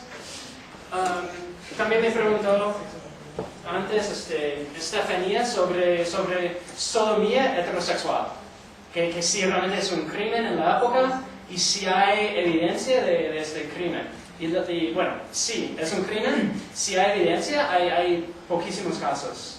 Hay algunos casos de la Inquisición en que, eso es muy interesante, como dije ayer, la Inquisición realmente no se importa con el acto, se importa con el pensamiento alrededor del acto o otras cosas que sucedieron junto con el acto. Entonces, por ejemplo, este caso de Aguascalientes, es una mujer que se va a denunciar a su esposo a la Inquisición por estupro, o bueno, por violación anal, por sodomía con ella y con su hija. Y bueno, no, sabes, estoy mezclando mis casos. Hay muchos casos, ¿no? Pero bueno, entonces, déjame empezar con este otro caso, que es un caso de sodomía heterosexual y un ejemplo de violación heterosexual entre un hombre y su esposa. Entonces, en este caso, no es el caso que puse ahí, pero en este caso que estoy pensando del siglo XVII, una mujer se va a la Inquisición a denunciar a su esposo por violación, por sodomía. Y fue algo que ella no consintió. Y la Inquisición no se importa con el acto de la sodomía, pero a través de los testimonios y de su denuncia, ella dice que durante el acto él estaba tan violento que había quebrado una estatua de Jesucristo.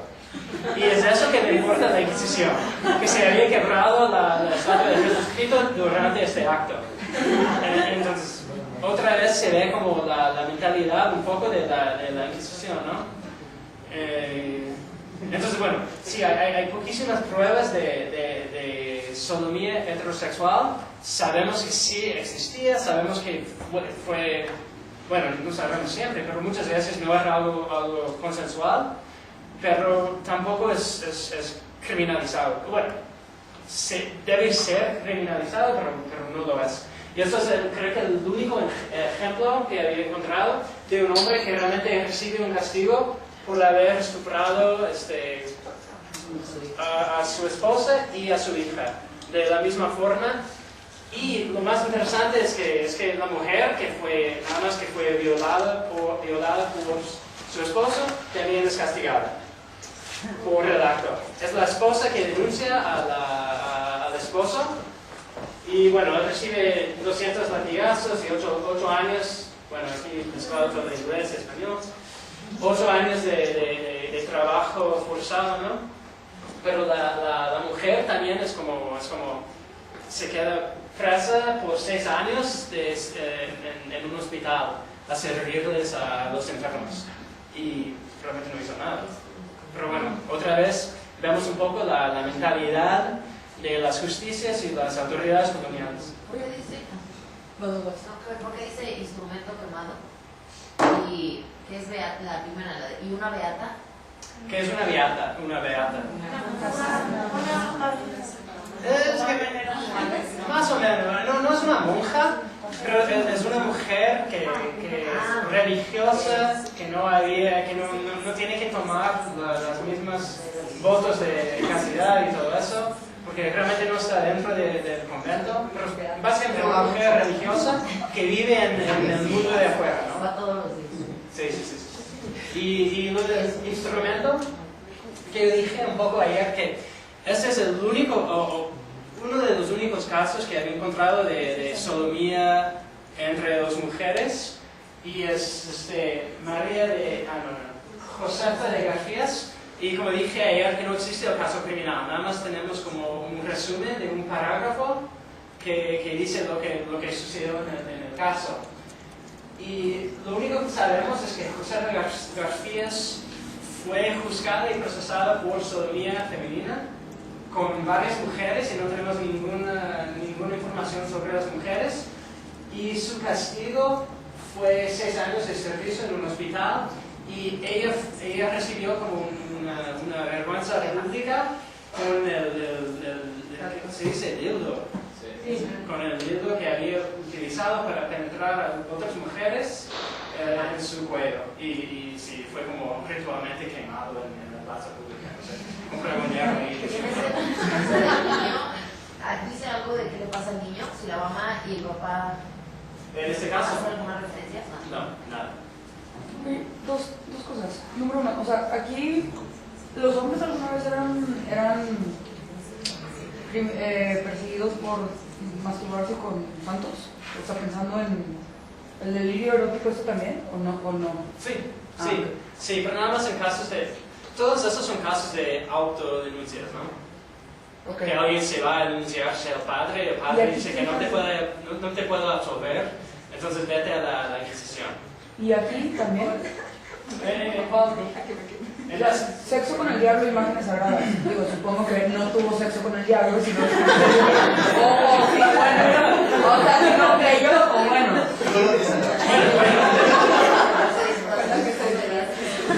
O sea, el punto es, supongo que es el mismo hecho. Personas que piensan que hacen cosas o fantasean con hacer cosas. ¿Es como o no? ¿O extraen más casos de lo que hoy llamaríamos que esquizofrenia? O sea... Bueno, es por eso que me encanta la historia de la colonia, ¿no? Bueno, es que pero bueno. O sea, nomás para tratar de entender por esta diferenciación tan grande en el tipo de... O sea, entiendo el que si no hay pene y o falo no puedes cometer nada así, está bien. Pero ¿por qué también parece que aquí hay más de estos delitos de masturbación y de deseo que en los hombres? ¿O simplemente no incluiste esos en la otra gráfica? Digo, porque esto está muy como el debate actual del porno, ¿no? Los hombres se masturban con una cosa y las mujeres con novelas románticas de Daniel Steele, güey. O sea, que aquí era tipo, los hombres tienen sexo con hombres, las mujeres fantasean con el padrecito o el santo. ¡Qué horror! Bueno, sí, bueno, en el último capítulo del libro estoy hablando de todos esos casos. Okay. Y sí, hay casos de hombres que son procesados por visiones eróticas, por masturbarse con imágenes sagradas, como dije ayer, de ese hombre que se escondía en varias iglesias aquí en el DF. Entonces, cuidado donde pones las manos en la iglesia. Pero, bueno,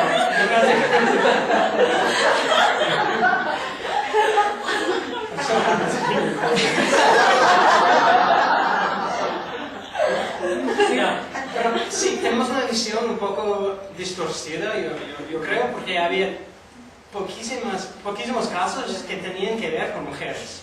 Entonces aquí tenemos casi la mayoría de todos los casos que tienen que ver con mujeres que había encontrado.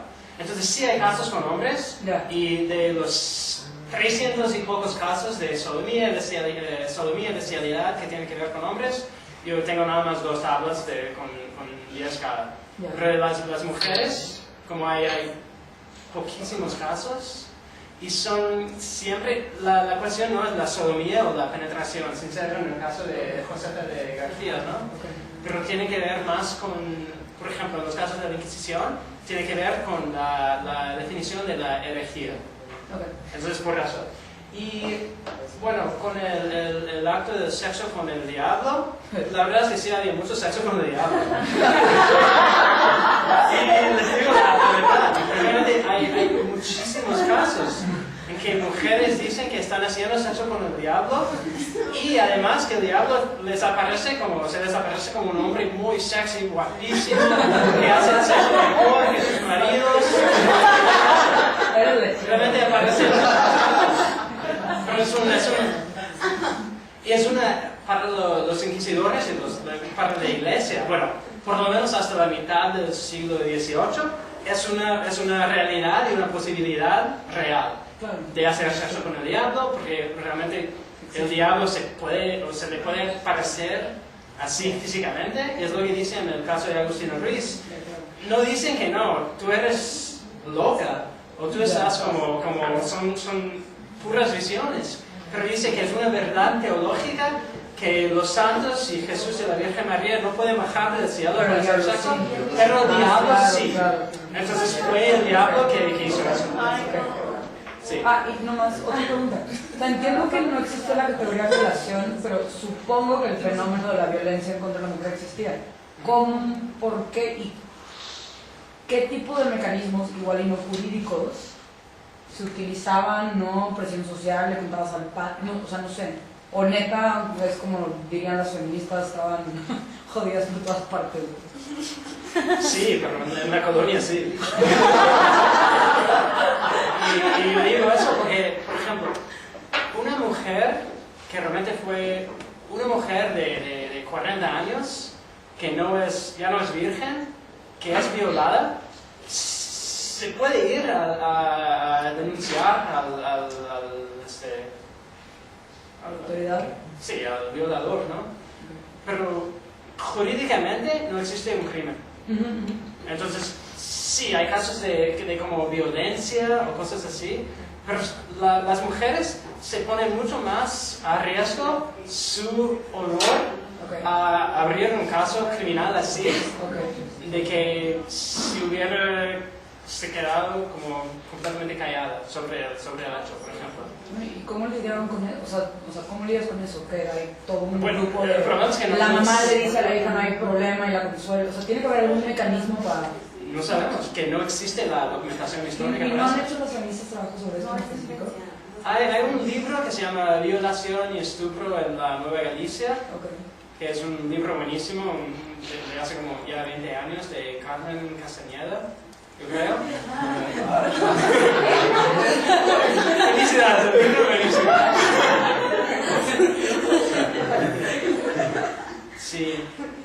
Sí, pero de Castañeda. Y hay otros trabajos que te puedo pasar sobre la violación, pero todos dicen lo mismo, que es como un vacío metodológico y documental que tenemos, porque la mayoría de los casos de violencia sexual nunca llegan a ser como archivados, y no existe un crimen jurídicamente. Y cuando dice eso con el diablo, ¿no las castigaba? O sea, bueno, porque ahí veo que me llama la atención eso, cosa que no dice que no. Sí, pero ese es un caso incompleto. Entonces no sabemos en este caso específico si había como un castigo. Pero la cuestión de la Inquisición y los castigos, la Inquisición no quería castigar a la gente. Por ejemplo, esta es como una idea errónea de la Inquisición. Es que su meta principal no era de castigar y de quemar a las personas, era de reconciliar a la gente con la iglesia.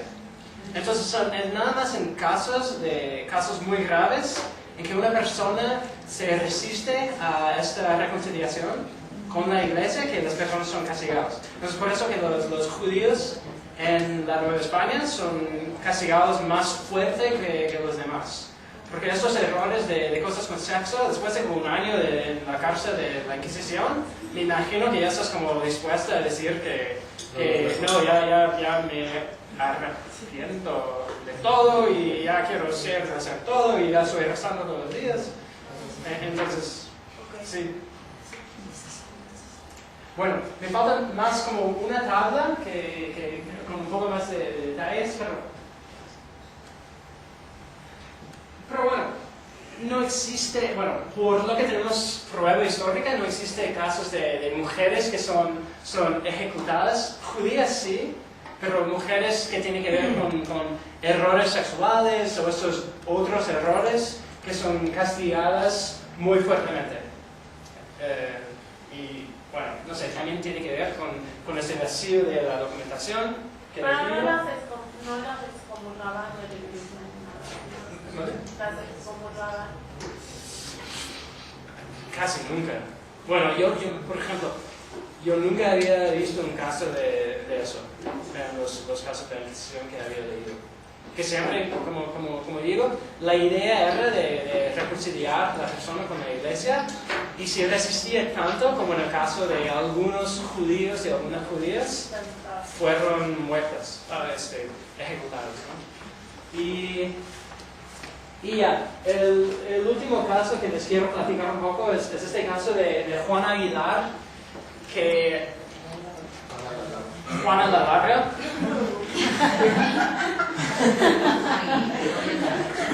No, pero bueno, es un caso impresionante porque aparece en los archivos. Bueno, no hay un caso criminal en el archivo de Juana Aguilar.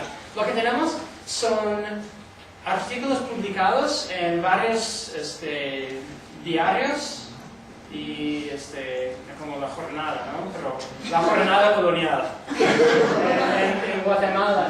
Y publica un cirujano que está intentando descubrir si Juana Aguilar había cometido los crímenes de amancebamiento con un hombre y con una mujer. Y si es biológicamente posible de cometer sexo con un hombre y hacer sexo con una mujer por la parte de Juana la Larga siendo la penetradora, ¿no? Entonces es un caso de hermafroditismo, ¿no? Y lo interesante de este caso es que el cirujano, a pesar de divulgar todos los detalles, es por como su CV, ¿no? Realmente es una publicación que le cuenta mucho, o que va a contar en su hospital, en la universidad donde está enseñando y todo eso. Pero el cirujano está se defiende a Juan Aguilar y dice que biológicamente, ya que es como una persona entre los dos sexos, que según el cirujano dice que la verdad es que no tiene ni el sexo masculino ni el sexo femenino. Entonces no puede ser juzgado por estos crímenes. Entonces es como algo paradójico que tiene que ver un poco con lo que dijiste ayer sobre las mujeres que no son criminalizadas por sodomía, por eso, ¿no? Y ¿cómo se llama ¿conocen a Juana Rodríguez? Que hace cabaret. ¿Cómo Susana Rodríguez? Susana no. No es Juana Rodríguez. Bueno, de repente. Pero bueno, hay una artista muy famosa aquí en México, se me olvidó su nombre. Jesús Rodríguez. ¿Conocen a Jesús Rodríguez? Yo me quedo aquí mencionando. Pero conocen a Jesús Rodríguez. Yo estaba al inicio de este año en Los Ángeles, en una conferencia de medicina, sexualidad, género en la colonia. Y estaba Jesús Rodríguez junto con una profesora que está trabajando mucho con este caso. Y Jesús Rodríguez está como creando una obra sobre el cirujano en este caso, que es muy interesante. Y el año que viene va a ser publicado un trabajo en Radical History Review sobre los performances de Jesús Rodríguez con este personaje del cirujano, en este caso criminal. Entonces, bueno. La última, ya creo que voy pasando. Nada más quería que no platicamos un poco sobre el trabajo de Mira Lavasant, pero nada más para cuestionar lo que dicen todos, que junto con la sodomía la bestialidad era el peor de todo y la pena se pagaba con la muerte. Porque la verdad es que en los 150 casos de bestialidad que tenemos, que como dije, que vienen de varios archivos históricos, de 150 casos de bestialidad, son 3 casos de hombres que son ejecutados por bestialidad. Pero, al contrario, todos los animales fueron ejecutados. Pobrecitos los animales, ¿no? Bueno, los guajolotes quemados, las burras quemadas y la perra también, la vaca. Pero bueno, yo pongo esta tabla nada más para darles una idea del crimen y de la naturaleza del crimen.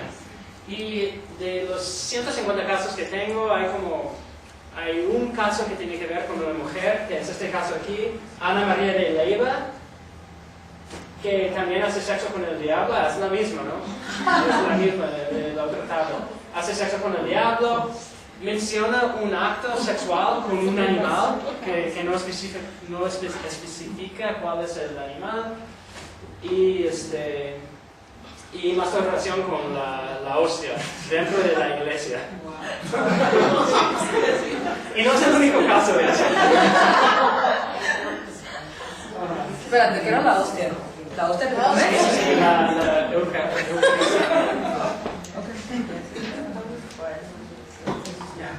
Me da ganas de irme a la iglesia. Bueno, y también para pensar cómo cambia mucho los castigos durante el largo plazo de la época colonial. Hay casos muy extremos, como este caso de 1563, en que un muchacho maya de 14 años, yo creo, es públicamente castrado con el cadáver del guajolote que se murió una semana después del acto en su cuello y después es desterrado por el resto de su vida. Entonces, bueno, es un caso muy extremo y después las autoridades llegan y dicen que no, los castigos realmente no pueden ser así por delitos y más todavía por personas indígenas que fueron como recién cristianizados y todo eso. Pero nada más para darles como una idea.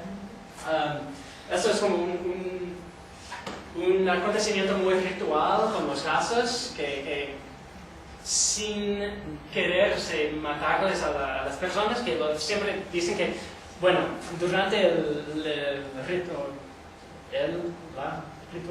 de la vergüenza pública, que los vamos a pasar por las llamas vivas, ¿no? Los vamos a pasar por unos minutos por los fuego. Me imagino para asustarles a las personas. Y bueno, yo creo que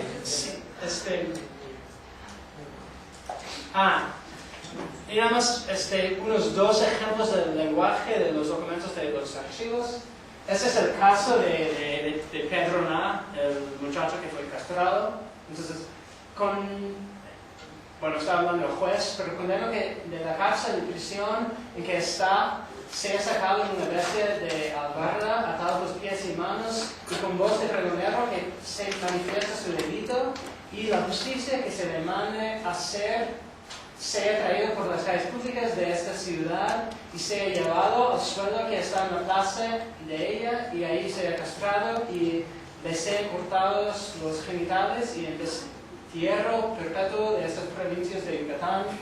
Y un otro ejemplo del siglo XVII, que Lorenzo Vidales sea dado 100 azotes, colgado por la cintura en la horca pública de la dicha ciudad, cuya pena se le da por su menor edad, que era más como un castigo menos severo, ¿no?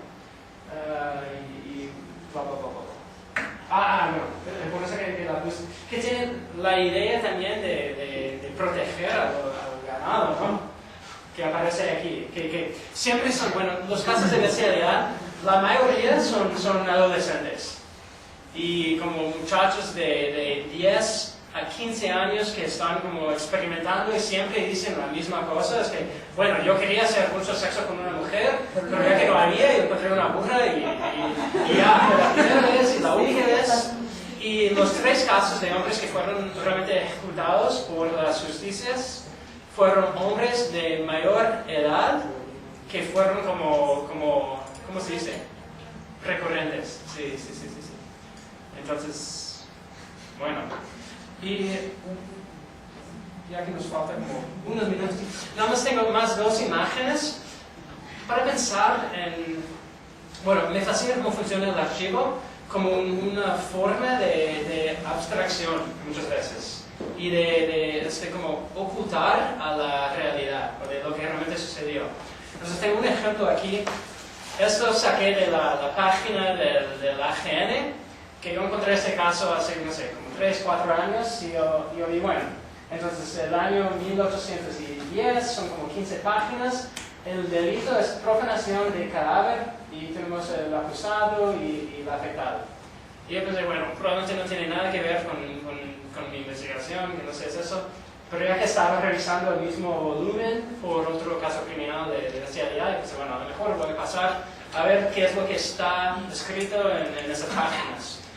Y fue ahí que empecé a pensar en cómo estos actos sexuales producen, efectos viscerales en varios niveles, ¿no? Y viscerales en las personas que están como observando al acto y en las personas que están denunciando al acto. Entonces, si ves un acto de bestialidad, de repente no te gusta o produce como alguna sensación que te hace denunciarlo, ¿no? Y tenemos que pensar también en la forma en que acaba siendo como archivado. Y si el escribano, si las justicias están como, si se sienten estos mismos efectos, o si tienen las mismas emociones que tienen que ver con eso, y también en la forma de que se archiva hoy en día, en los varios archivos. Porque casi siempre son muy fieles los archivistas a lo que está escrito en la primera página del documento. Entonces, si dice contra Juan, Juan Gómez por el pecado nefando de la bestialidad con una burra, dice eso en el catálogo del archivo. Pero esto es un caso que me hizo pensar mucho en los varios efectos y las emociones de las personas hasta hoy en día, que vemos una marginación de actos como bestialidad. Y creo que les dije anoche después de la ponencia, pero hace como 3 años yo estaba dando una ponencia sobre bestialidad aquí en México, y después llegó una profesora a decirme que no puedes estar estudiando eso, que das un nombre muy malo a los mexicanos y todo eso. Y yo, pues no estoy diciendo que a los mexicanos les gustan este crimen, ¿no? Pero si te vas al archivo, encuentras 300, 400 casos de bestialidad y nadie, sin ser Mila Bassans, que utiliza 14 de ellos, está escribiendo sobre eso. Tiene que ver mucho más con la moralidad o la moralización de la historiografía y con estos efectos viscerales que produce en los actores históricos, en los archivistas, en los historiadores y todo. Entonces, me fui al caso y fue eso que vi. Contra José Lázaro Martínez por haberse encontrado mezclando carnalmente con una difunta. Y yo pensé, casi no existe casos históricos de la necrofilia, ¿no? Y hay, sin ser el trabajo de Havelock Ellis, que publicó su libro famoso sobre perversiones en el siglo XIX, hay poquísimos casos que tienen que ver con eso. Pero yo me quedé mucho pensando en por qué la persona responsable de archivización, de este caso, cambió completamente el lenguaje y lo escondió así como profanación de cadáver. Entonces, yo no tengo una respuesta, pero creo que son como preguntas interesantes que son como vinculadas. ¿Era la misma persona? Porque esto segundo suena a juez. Así, eso es una tesis de la corte hoy. Dice el título, profanación de cadáver, ¿no? O no te entendí bien. No, lo que estoy diciendo es que si te vas, este viene del catálogo de la AGN, del Archivo de la Nación. Entonces es el mismo caso. Pero lo que estoy diciendo es que casi siempre en esta parte donde dice alcance y contenido, reproduce fielmente el lenguaje de la primera página del caso criminal. Pero este es uno de los poquísimos casos que se cambia radicalmente el lenguaje de la primera página. Y no sabemos por qué, no sé quién fue responsable por por eso. Y ya, no sé si hay preguntas sobre todo, yo voy a acabar aquí, ya estoy satisfecho, digamos.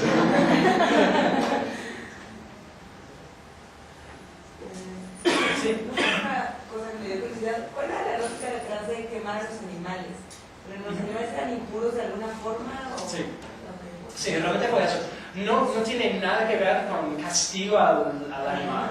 Sí. Fue más esa idea que se puede reproducir una genealogía desde la Biblia, que dice que si se encuentra hombre con animal, los dos serán como pedrados y quemados y no sé. Y es para borrar la memoria del acto. Es lo que dice. O sea, pero sí se entiende que el animal es inocente en todo esto. Sí. Y creo que nunca, en ninguno de los casos que yo había leído, existe la cuestión o la posibilidad de la culpabilidad del animal. Pero tiene mucho más que ver con la ansiedad que provoca un animal, denigrado o ¿cómo se llama? Sí, poluida, no sé. Y tiene que ver mucho también que son todos animales domésticos, ¿no? Son animales europeos, y esto también es muy interesante, que en los 150 casos de bestialidad que tengo, nada más hay un caso, lo de Pedro Ná, que fue castrado, que tiene que ver con un animal indígena a las Américas, que es el guajolote, ¿no? Y todos los demás son animales que que trajeron los europeos a la Nueva España. Entonces, existe esta ansiedad del consumo del animal que fue como contaminado. Sí, sí. Bueno, muchas gracias.